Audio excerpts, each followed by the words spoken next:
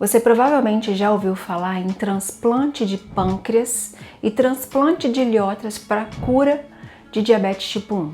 Será que vai existir um dia a cura para o diabetes tipo 1? Quais são as linhas de pesquisas que estão sendo estudadas hoje para a cura do diabetes tipo 1? Tenho certeza que você parou nesse vídeo porque tem interesse nesse assunto. Para mim, com certeza interessa muito. Meu nome é Cristine Hulk, do Instagram Mãe Pâncreas, e eu tenho uma filha que foi diagnosticada com diabetes tipo 1 aos 12 meses de idade. E hoje a minha missão é ajudar outras pessoas que convivem com essa doença. Bom, mas antes de a gente começar a estudar essas linhas de pesquisa, eu vou pedir para você dar uma forcinha para o nosso canal, se inscrevendo aqui para que ele cresça e também deixando o seu like nesse vídeo para que ele atinja um maior número de pessoas. Então, bora estudar! Bom, vamos começar falando do transplante de pâncreas e transplante de ilhotas pancreáticas, prometendo então aí a cura para o diabetes tipo 1. Então elas existem, essas duas terapias. Sim, elas melhoram o controle glicêmico. Sim, elas permitem que você fique livre de múltiplas aplicações de insulina. Sim, elas inibem o desenvolvimento de complicações crônicas. Aí você já pensa, já quero, Cristine. Mas não é assim tão fácil não. Vamos começar pensando num transplante de pâncreas. Você vai transplantar um órgão inteiro. Então, é difícil? Vamos pensar, você precisa de indicações específicas para esse tipo de transplante. Primeiro, eles são indicados para algumas das indicações, tá? São para pacientes insulino-dependentes que já têm insuficiência renal, então que precisariam dos dois transplantes. Aí já aproveita e já faz os dois transplantes juntos. Outra situação seria para pacientes que já têm insuficiência renal com controle glicêmico muito ruim. E uma terceira indicação seria para pacientes que têm diabetes tipo 1 com um controle muito ruim, apesar do tratamento correto. E isso quando uma junta médica decide que é o melhor.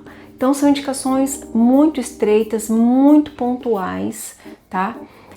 E existe um outro problema no caso do transplante de ilhotas. O transplante de ilhotas ele é mais caro, mais raro no país, com indicações específicas. Aí você pergunta, o que são ilhotas, Cristine? Dentro do pâncreas nós temos regiões em que tem várias células próximas umas às outras que produzem hormônios. Então essas regiões são chamadas de ilhotas pancreáticas. E as células beta estão ali dentro. Então eles fazem transplante dessas ilhotas. Só que tanto o transplante de pâncreas do órgão inteiro quanto o transplante de ilhotas, elas esbarram em alguns problemas. Primeiro, você tem que ter doador. E vamos combinar, não é fácil achar doador assim. Segundo, se você acha o doador, ele tem que ser compatível com quem está recebendo. E terceiro ponto que a gente esbarra é o danado do sistema imunológico. Vamos pensar aqui, o que causou o diabetes tipo 1 foi a autoimunidade, ou seja, nós temos aí linfócitos TCD4 autorreativos. O que significa isso? Linfócitos TCD4 que identificam proteínas nas células produtoras de insulina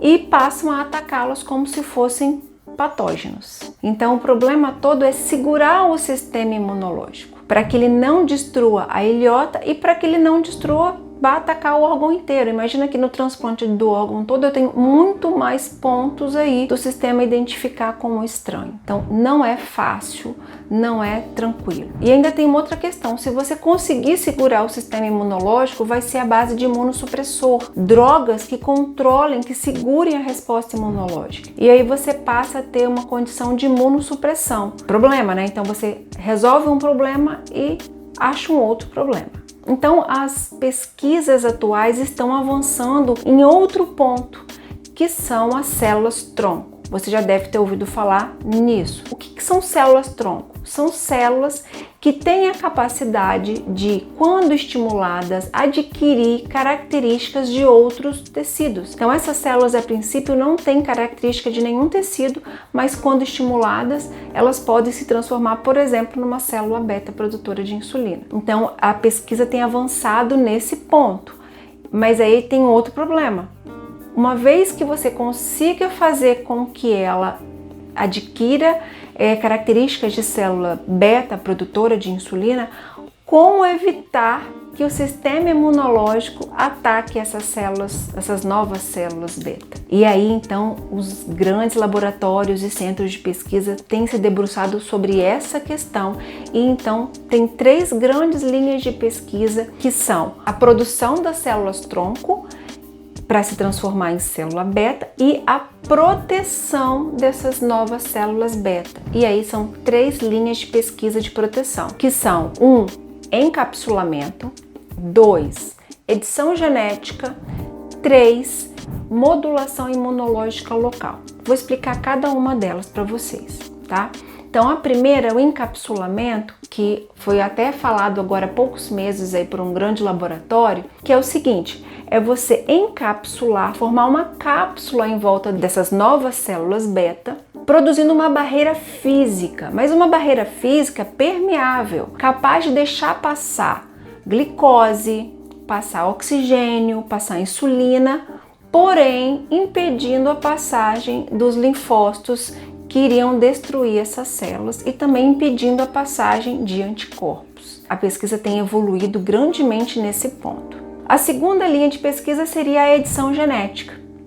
O que seria isso? Eles descobriram recentemente um gene chamado RNLS, que ele expressa uma proteína que o sistema imunológico identifica e ataca. Então eles bloquearam esse gene com drogas e perceberam que o sistema imunológico para de atacar células beta. Ou seja, você bloquear determinados genes, protegendo da resposta imunológica sem precisar gerar um bloqueio de sistema imunológico sistêmico, ou seja, do corpo todo. E a terceira linha de pesquisa é a da modulação imunológica local. Seria uma proteção dessas células beta, dessas novas células beta aí que a gente acabou de trazer da célula tronco, mas uma proteção parecida com encapsulamento. Forma-se uma barreira, só que com um biomaterial. Essa nova barreira, esse biomaterial, ele secretaria uma substância que deprime a resposta imunológica só naquele ponto. Então impede que o sistema imunológico ataque naquele ponto as novas células beta.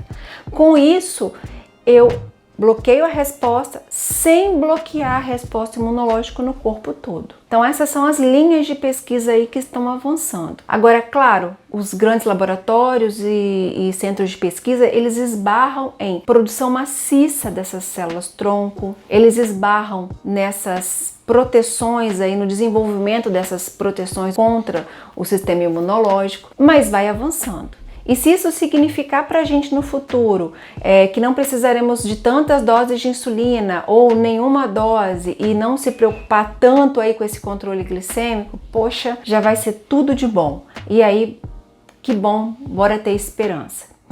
Se você gostou desse vídeo, eu te peço para deixar o seu like, e eu deixei uma lista aqui embaixo na descrição do vídeo, uma lista de playlists para que você estude mais sobre diabetes tipo 1. Um grande abraço e até o próximo vídeo.